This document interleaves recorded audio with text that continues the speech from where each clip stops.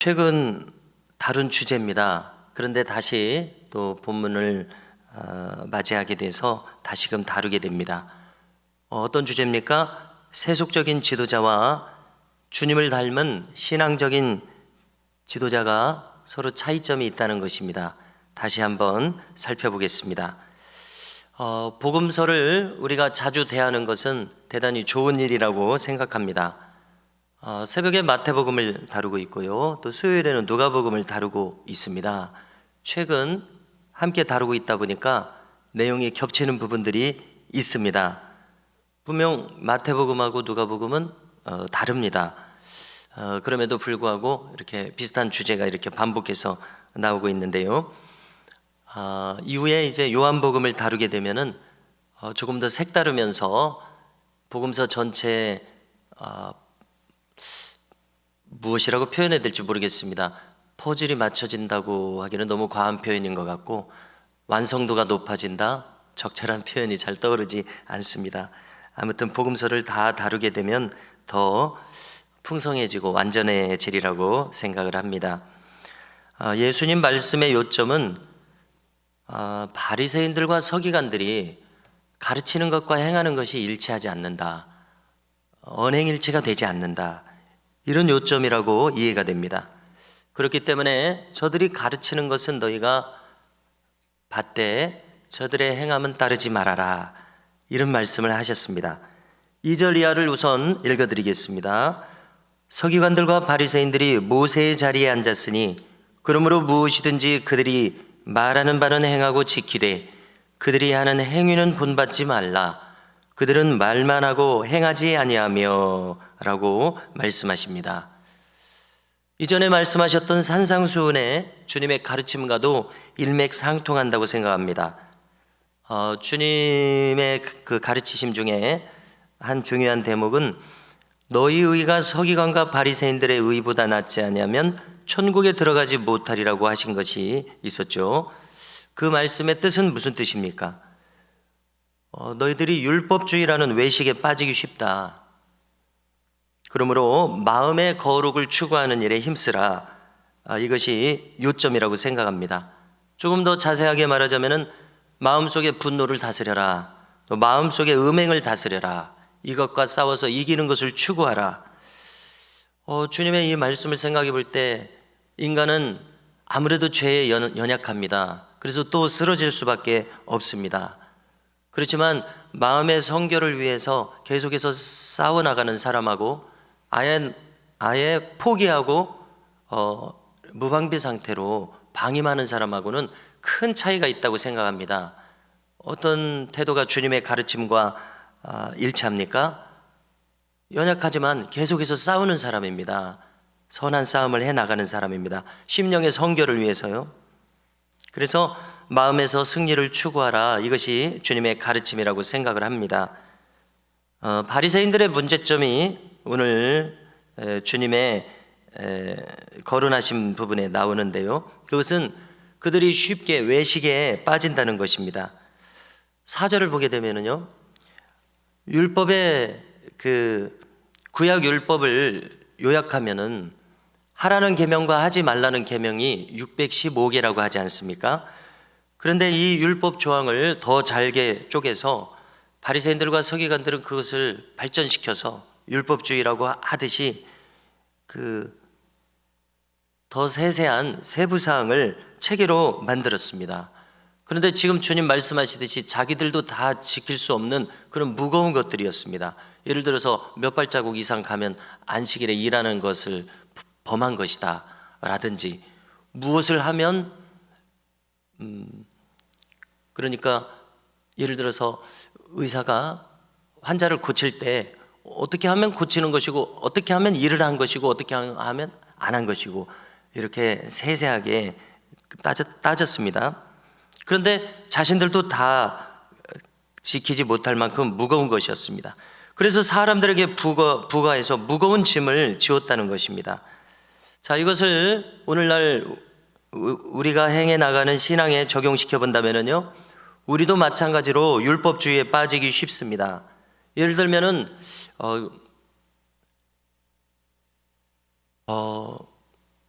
성도로서 기도하시자고 말씀을 드리고 있습니다. 그래서 기도의 질에 대해서, 기도의 양에 대해서 여러모로 이야기하면서 기도를 꼭 해야 될 것에 대해서 이야기를 하게 되는데요.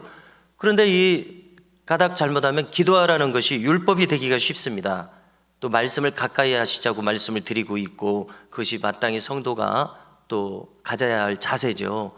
그런데 말씀을 읽는 것이 자칫 율법이 되기가 쉽습니다.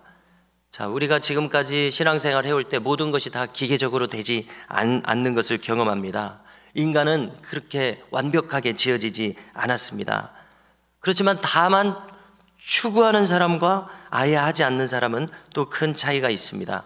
그렇기 때문에 주 안에서 우리가 자유한 마음을 가지는 것이 필요하다고 생각합니다. 예를 들어서 강박적으로 해서 되는 것이 아니지 않습니까? 열심히 기도하고 오래 기도하는 이 기도의 양을 추구하는 기도가 있는가 하면, 지난 금요일에 거론한 것처럼 짧은 기도도 있습니다. 짧은 기도, 화살 기도로 족할 때도 있습니다. 그래서 이 기도에도 질적 차원이 있고 양적 차원이 있으니까 어디에 묶여서 율법이 되어서는 안 될 것입니다. 다 추구하면서 자유해야 할 것입니다. 하나님께서 역사하실 때 가만히 보면은요, 우리가 열심히 한다고 역사하시는 것도 아니고 열심히 하지 않는다고 역사하시지 않는 것도 아닌 것을 경험하게 됩니다. 쉽게 말해서 엉겁기라도 하나님은 역사하시고 또 아무리 구해도 들어주시지 않는 경우가 있습니다. 그런데 바리새인들을 보면은 그들은 자꾸 외식하려고 합니다. 5절을 보면은 그들은 기본적으로 주님 보시기에 어떤 마음을 가지고 있습니까? 자기들이 하는 행위를 사람들에게 보이려는 태도를 가지고 있습니다. 그러니까 하나님 앞에서 행하려고 하는 바른 중심을 가지고 있는 것이 아니라 사람들이 볼 때 자기가 훌륭하게 보이는 것, 사람들이 볼 때 자기가 위대하게 보이는 것, 여기에 지금 신경을 쓰고 있었습니다. 그래서 그들은 의복을 꾸몄습니다. 경문띠, 성경 암송하는 그 띠를 말하지 않습니까? 그렇게 이해되는데요, 그것을 넓게 만들었습니다. 그것의 그 넓이가 넓은가 좁은가는 사실 본질이 아닙니다. 그러나 그들은 그것을 넓게 만들므로써 자기들이 좀 더 경건하게 보인다고 생각을 한 것이죠. 또 옷수를 길게 했습니다. 수술이 길고 짧은 것은 본질은 아닐 것입니다. 그러나 옷수를 치렁치렁 길게 함으로써, 그렇게 꾸밈으로써 자기들이 좀 더 경건하게 보이는데 신경을 썼다는 것입니다. 주님은 이제 그뿐만이 아니라 그들이 행하는 것을 보면 높은 자리에 앉는 것을 좋아한다는 겁니다. 어떤 모임에 가면은요, 상석에 앉는 것을 좋아한다는 것이죠. 자기를 어른 대접해 주기를 좋아한다는 겁니다. 인사받는 것을 좋아하고 또 랍비라고 불림 받는 것을 좋아한다고 이야기하십니다. 한마디로 그들은 다른 사람보다 높여지는 것을 좋아하고 그것을 만족하는 사람들이었습니다. 자, 생각해 볼 때 이것이 무슨 문제점을 가지고 있겠습니까? 제가 생각해 보니까요, 이것은 실제로 그 사람의 가치라고 할까요? 그 사람의 실제 모습보다 과대포장되기 쉽다는 것입니다. 즉, 그 사람에 대해서 자기 스스로 생각할 때 거기에 허영심이 끼고 거품이 끼기 쉽다는 것입니다. 실제로 자기 모습이 아닌데 꾸며진 모습으로 살아간다면 언젠가는 이것이 문제가 나타나지 않겠는가, 이렇게 생각합니다. 탈이 날 수밖에 없는 인생관이라고 생각합니다. 왜냐하면 거짓이 오래 통할 리는 없기 때문에 그렇습니다. 자, 대신 주님께서는 뭐라고 하십니까? 너희들은 랍비라고 칭함을 받지 말아라. 랍비는 무슨 뜻입니까? 선생님이라고 이해하면 되겠죠. 율법 선생님입니다. 8절에 나오죠. 그래서 너희들은 율법 선생님이라고 칭함을 받지 말아라. 그 다음에 뭐라고 하십니까? 너희 선생은 하나라고 이야기하십니다. 즉 주님이시라고 이야기하시는 거죠. 좀 더 응용하자면 성령 하나님 한 분밖에 없으십니다. 그리고 인간은 다 형제라고 이야기하십니다. 인간은 동등합니다. 어떤 점에서 동등할까 생각할 때 조금 전에도 거론했듯이 완전하지 않다는 것입니다. 그래서 한 번 더 생각을 해볼 때, 그러면 어떤 사람이 성경 선생이 될 수가 있습니까? 제가 생각할 때 본인 스스로도 이렇게 연약해서 하나님의 도우심이 없으면은 도저히 행할 수 없다는 자기가 깊은 죄인인 것을 깨달은 사람이라야 성경 선생이 될 수 있지 않은가, 이렇게 생각을 해봅니다.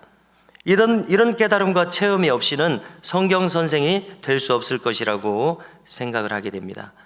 왜냐하면은 함께 성경을 나누고 있는 여러분들과 함께 자기도 죄인인 것을 절실하게 깨달은 사람일 것이기 때문에 그렇습니다.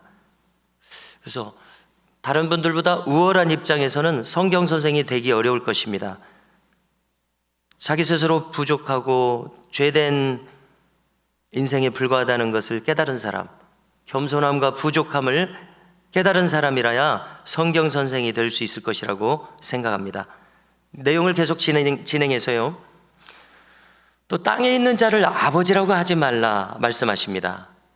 그래서 제가 우선 떠오르는 것은, 가톨릭에서는 그 신부라고 하지 않습니까? 성직자를 신부라고 하지 않습니까?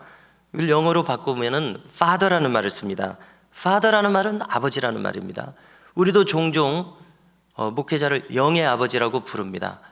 그래서 조금 더 한 번 더 생각을 해본다면요, 존경하기 때문에 그 말을 우리가 할 수 있겠습니다만은, 아버지라고 칭함을 받는 것이 사람으로서 대단히 부담스러운 일이다, 이런 생각을 하게 됩니다. 그래서 여기 주님께서 아버지라 칭함을 받지 말라, 이런 말씀을 하셨으니까 아버지라는 이런 호칭을